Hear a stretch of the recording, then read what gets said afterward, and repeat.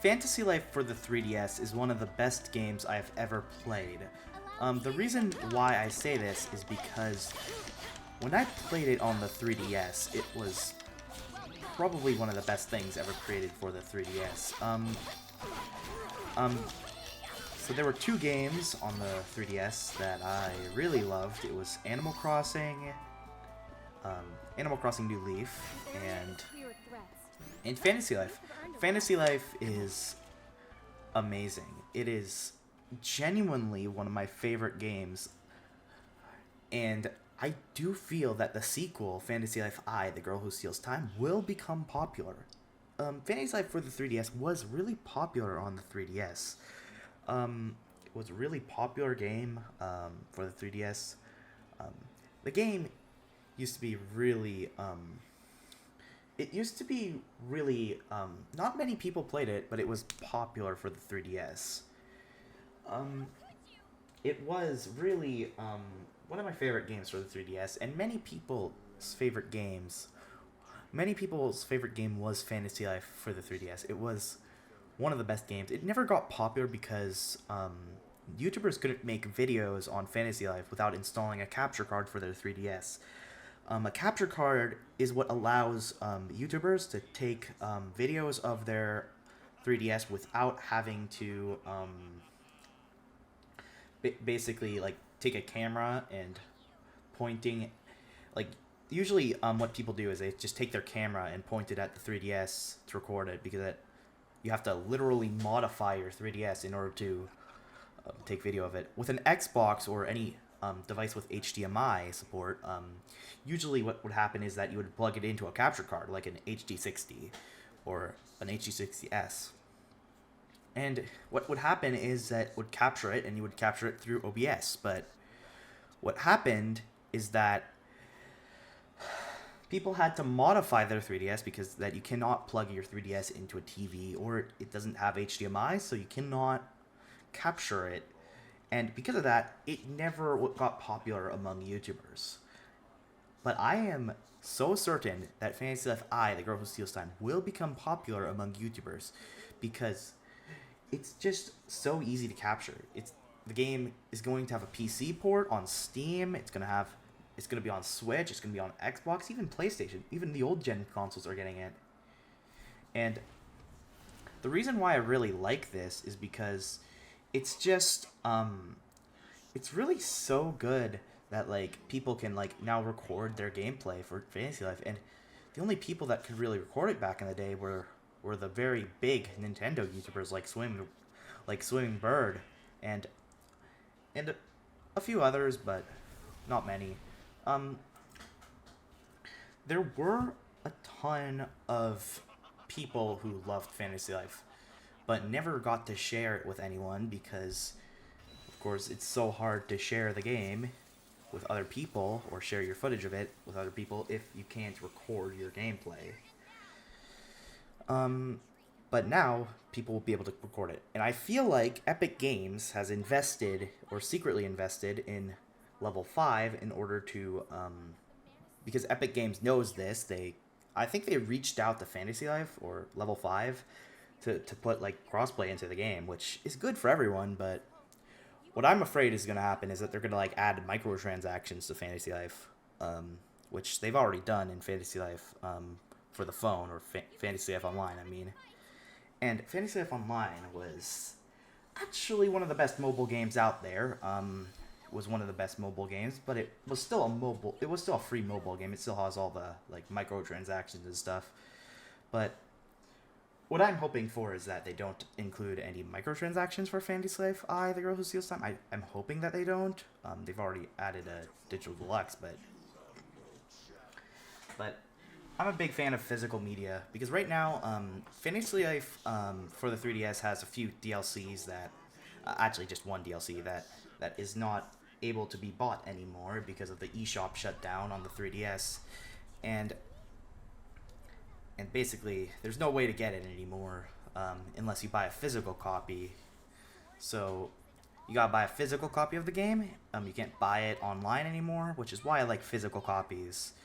Many Fantasy Life fans were like not really happy about there not being a physical copy, at least in the U.S.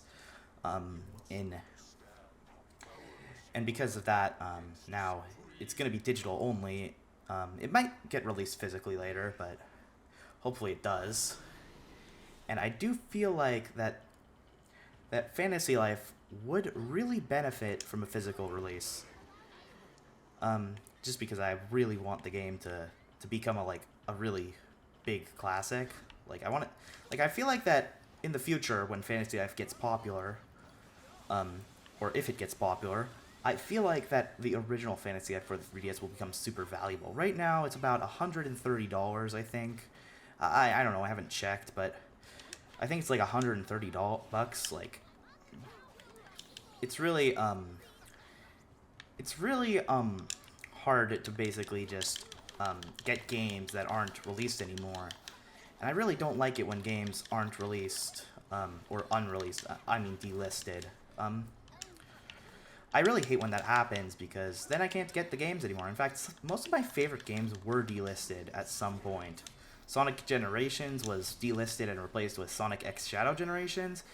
Other games like Fantasy Life were delisted due to the eShop shutdown, and we have other games, even popular ones like Minecraft, have been delisted before. Minecraft Legacy Console Edition, if you know what that is, it was basically the console editions of the game before 2017. And many people do like that version of the game better than the modern releases. So it's a very rare percentage of people, but still, it's there, the audience is there, and I did grow up with Legacy Console Edition too. So I really think that physical releases are always good. Because the Nintendo Switch version of Minecraft, Legacy Console Edition, was never released physically. It was always a digital copy. So now one of the best versions of Minecraft is now unobtainable. And now you just have this really weird Switch port that doesn't even work anymore. Like, I'm actually serious. That version of the game is completely unplayable. Like, the Switch version of Minecraft today, Switch version of Bedrock Edition, I mean, is completely unplayable. So, like, if we're gonna have, like, unplayable releases, that's just, like updates that just make the game unplayable, it's just gonna be, like, really bad. So if having a physical release is always gonna be a good thing. So Fantasy Life is really good. Like, the original is really good. Probably one of the best games. It's just, I really wanted, I wanted the game to be popular. Like, that's something that I really want. There are many games that are never popular, but I do think are really good. It's really like like good games are very rare nowadays. And it's very rare to find an actually good video game. Most of the games that are out nowadays are just like, they're not very good anymore. Like, games are not really good. Like, one of the most influential game developers of all time recently stated that he doesn't like it when people just use like Unreal Engine or Unity to make their games, because you have to like, it's basically like, because he said that it was basically like cooking a frozen pizza. It's not actually real cooking, which is sometimes true, sometimes not. Like, I do believe that game developers should make their own engines, at least for like games with like, at least for like high quality games, because that, like, I feel like that, like, making a game in an engine is just, it's basically like making a Minecraft map. I mean, there's so much you can do, but it always feels like the same game. I mean, it's not that developers are lazy or anything, it's just that, I mean, it's kind of a lost skill. Many developers don't know how to make an engine anymore, and many do think that it's just a waste of time to make an engine. Back in the day, back in like the 90s and the early 2000s, people used to make their own engines all the time, or developers used to make their own engines all the time. And they used to make their own engines, and it was very good because you got a lot of unique games. Because most modern games aren't really unique anymore, because they're kind of just copying from the engine, or just like using the engine as a way to make their game. which is basically just making a Roblox map or a Roblox experience or whatever they call it nowadays. It's basically like just playing Roblox. And I mean, some are good. Some games that were made with engines are really good, but some are just not good. I do feel like that engines should become like less utilized. Like some companies do make their own engines, like Nintendo. They make their own engines for their games, and some others as well. Like some other companies make it as well, but I do feel like, but because of these engines, we're getting more games like that are low quality, and now Fantasy Life is really one of those good quality games. So I really want more good quality video games like Fantasy Life. And I've been waiting years for this game to come out. I do feel like that it would like really be good in order to get. It would really be good to get a physical release for Fantasy Life, because then, like years from now, like 20 years from now, it's gonna become like Fantasy Life I will become a classic, and if it becomes a classic, then that means the game is good. Like, what I mean by a classic is like Mario 64 or Zelda Ocarina of Time, or like any good video game. Fantasy Life, like the original Fantasy Life for the 3DS was a very good classic. It was like a very hidden classic. It's like one of those hidden gems. Like hidden games are amazing. Like games that aren't popular or never got any attention on YouTube that are really good are always good to play, because you never really know anything about them. And I do feel like that not knowing about a game when you play it, or like playing the game blind, is always better than playing it after watching a billion videos about it. And it's always better because you're always surprised at what happens in the game, and to see that going away because of all the low quality releases nowadays, like it would be much better if game developers chose to increase quality, because quality is everything in gaming, and if they don't make a game that's good quality, then it's just not worth playing. Or if they put microtransactions into the game and it just becomes like a microtransaction simulator, then it's just not worth playing. So I choose to play games without microtransactions. This is why I really like it when when developers make games with no microtransactions, like games like Bug Fables, Tales of Arise. Actually, Tales of Arise does have microtransactions, but it's just DLC and like some. Yeah, it's a bit of microtransactions, but it's still a good game. But anyways,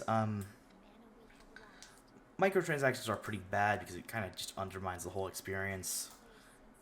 I don't like microtransactions at all. I really think that like microtransactions should never be added to any video games.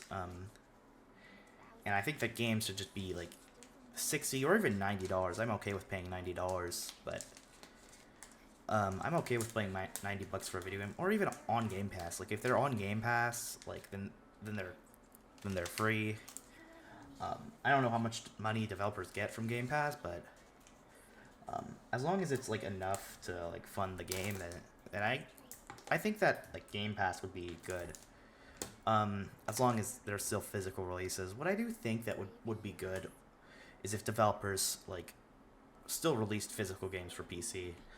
Physical games are like really much better nowadays, and I do feel like that it would be better if Fantasy Life I got a physical release. And it got no microtransactions. So I do feel like that it would be very good if